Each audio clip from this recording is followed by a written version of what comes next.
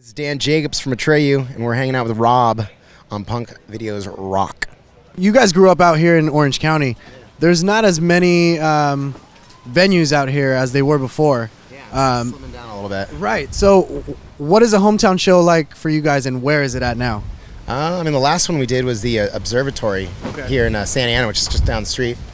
That's a cool venue. It's really nice. It's owned, I want to say, by somebody or people from Affliction Clothing. So it's got that vibe. They put money into it, made it look like that. So like the backstage is really nice, and it's got this cool, like, kind of swanky rock and roll vibe too. That's really cool. Awesome. And wasn't Affliction like something with Atreyu before, or was that a different brand? With them, yeah, we work with Affliction here and there over the years. I mean, Alex has been like strictly or like exclusively endorsed himself, as well as like we rep Affliction Clothing occasionally here and there, and yeah, it's just been because they're in our own backyard as well. So right, yeah. I mean, I remember like Taste the Chaos days. Like I remember seeing whenever I'd see Affliction, I would see Atreyu, or vice versa. Like I remember that. Yeah, we were big. Alex in particular, our singer, was a big Affliction dude for a while. Right. So let's jump into the new record that dropped last year, Long Live. This time you guys used a different producer, Fred. What was it like working with Fred? It was cool. I mean, I think at this point in our career, we tried everything, and we were pretty confident that our best route for us was to have somebody who's not going to be too hands-on. Right. We just wanted to do our thing and have somebody to just kind of control the chaos. And it's great because we could just dive in there and write songs, and he just kind of more so captured the moments and recorded everything and got everything sounding the way we wanted to, instead of like him going and like trying to rearrange our songs or write them for us or something. Right. Now coming into this album, you guys were already working on previous projects during your hiatus. So did they have any effect on this new record? Maybe the writing, maybe how you guys came into the studio this time around? Yeah, a little bit. I mean, anything you do in life, even if it's not musical related, can affect the writing process, whether it be lyrically or even just, emotionally, things that happen in your life that, whether it be good, bad, sad, whatever it is, that stirs you up and can, affect the writing process. So, with any band, I think a lot of what you're hearing at the time is just a reflection of what's going on in that band or that whoever writes the song's life. Yeah. Now, with material that was used on this record, was any of that material stuff that you had written prior to the hiatus, maybe for record number 2, 3, 4, you name it? Yeah. One riff in particular is the bridge to our song "A Bitter Broken Memory" that we just actually released a video for. And the bridge for that, I think I wrote that, I don't know, 3 albums ago or something like that. I think I was trying to get that on like Death Grip on Yesterday or Lead Sales like a while ago, and then it just never fit in right anywhere. Like I was like, I love this part, I know it's good, it just doesn't fit anywhere yet. And then we started working on "A Bitter Broken Memory," and we needed a bridge, and I was like, oh, I have it, and I dropped it in, it fit perfectly, and I was like, it's time. What is it about that riff that made you think about it? Like, why did you feel it was perfect? I don't know. You just know. Like you know. Like if you have a riff that's good or a part that's really good, like you can feel it. You know that like when you hear it, it gets stuck in your head, or just there's something unique about it, or it just doesn't sound ordinary. It's just the same way if you, I don't know, meet a special person or something like that. There's just something about them that's just like you just know. Same thing with a riff. If you write a good riff, like that like you have something there if you do. Gotcha. Now coming into the return of Atreyu, you guys were doing a list of like festival dates. What is it about festivals that was like the perfect fit for coming back, rather than doing like, hey, we're doing a reunion tour, a U.S. reunion tour, for example? A lot of it's because you get to play in front of a lot more people. Like you get more bang for your buck at a festival in most situations. So people a lot of times that don't normally go to smaller shows a lot of times will go out to festival. It's a lot easier for them to find out about it. Right.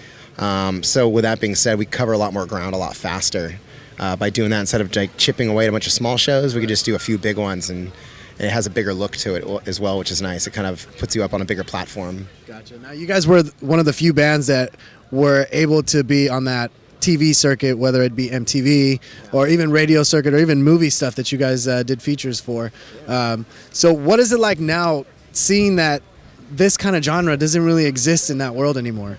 It's weird. I mean, the whole genre is it's just so different now, the fact that it's turned into a genre, you know what I mean? Before it was just like a part of a genre, now it's its own thing, and I don't know, it's just different. It feels different now, it feels, I feel older or something, I mean, I am older, but like, it's just it's a totally different vibe now than it was 10 years ago when the whole scene and everything about it was like fresh.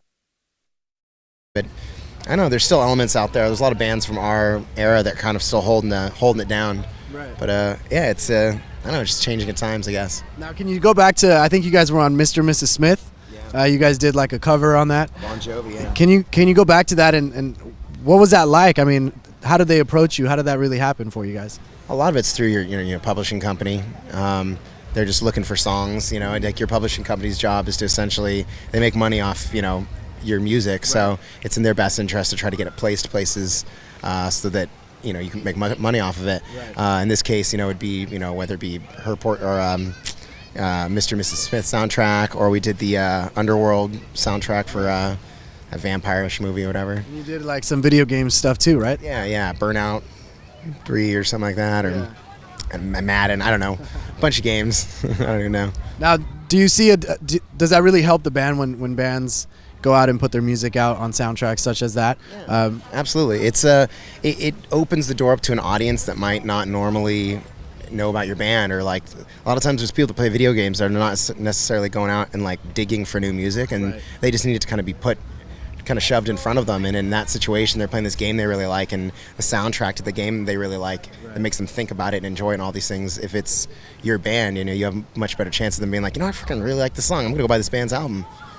Nice. Now, you guys recently started your U.S. tour a couple days ago, I want to say. On Friday. So what's this tour like this time around? It's cool. We've been like chipping away at a U.S. tour. Instead of doing like one big one, we've been doing like the Northeast, the West Coast. Now we're doing the South. And does that have to do something with the fact that you guys are getting old now? Yeah, partially. Yeah. I mean, I mean, a typical touring cycle for a lot of bands is usually you go out for about 4 to 6 weeks in one shot. Sometimes even more. Sometimes 8 weeks. 12 weeks. Like it just wears you down. And like we've been doing that for so many years, and that's one of the reasons we took a hiatus. We just burnt ourselves out. We're not having fun anymore. Like it's like taking the fun out of it because it's just too much. So we figured what's working, at least for us right now, that's the best thing, is just doing everything in like small increments. So we try not to go out for more than like 2 to 3 weeks at a time. Yeah. And that's right about at the point where we can put everything we got into it, and right when we start getting kind of burnt out, we go home, instead of just kind of forcing through it and putting a show on for people that's half-assed because we're our mind's not in it. Now, what is it that's burning you guys out more right now, the touring or the performances going on? It's more so the touring. I mean, it's the performance aspect is it's such a small part of your day. The rest of the day is so much downtime. I mean, that kind of wears on you a little bit. I mean, the boredom. If you don't have things to occupy your time, and I mean, I have other businesses and stuff that I run, but even that only takes up so much time if depending on what's going on at the time. So a lot of times you're just sitting around watching TV, twiddling your thumbs, like looking at the clock, like, man, we don't play till 9:45 and it's only 3:30. We already sound checked. I don't know what to do with my life for the next like 5 hours. Right. So something like today, you guys, the whole bill is actually early.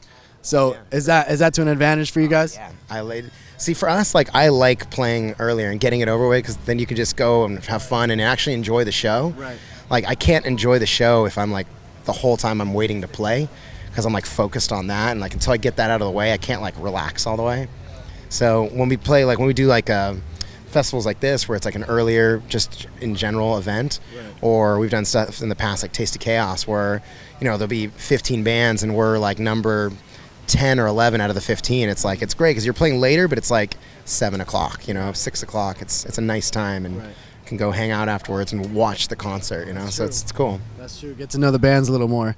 Now, Warped Tour is around the corner, obviously. If you guys had the opportunity to go on it for the whole tour, is that something that you guys might consider? I don't know about the whole thing. Maybe. Yeah, we might do a couple weeks of it this year, at least some of it. But cool. Yeah, we're still kind of working that all out. But it's hoping to do some of that. But I don't know about the whole thing. That's a grueling tour. Like it is. It's the most. We did it once in 2005, and it was. I mean, we were on a bus too, which still makes it a lot easier. But it is tough. It's just. I mean, it's just a lot of long drives. You're playing in parking lots, which on one hand it's like, oh, it's so cool, you get to travel and go to all these places. It's like, I'm not really going anywhere but a parking lot. I'm not seeing anything. Right, that's true. You sleep through the night, you wake up at the day, and you're at the venue, and you're just looking at a parking lot, and you're like, yeah, it looks like a parking lot. And I could be anywhere right now. I don't even know. And you just walk from your bus to the stage, or the stage to catering, and just kind of around the grounds, and that's about as far as you go. And then you get back on the bus and wake up in another parking lot. And It's pretty crazy. That's very true. Something we don't realize, I guess. Yeah, it's like I think Tommy Lee from Motley Crue had a quote years ago where he said, he's like, I've been everywhere and seen nothing.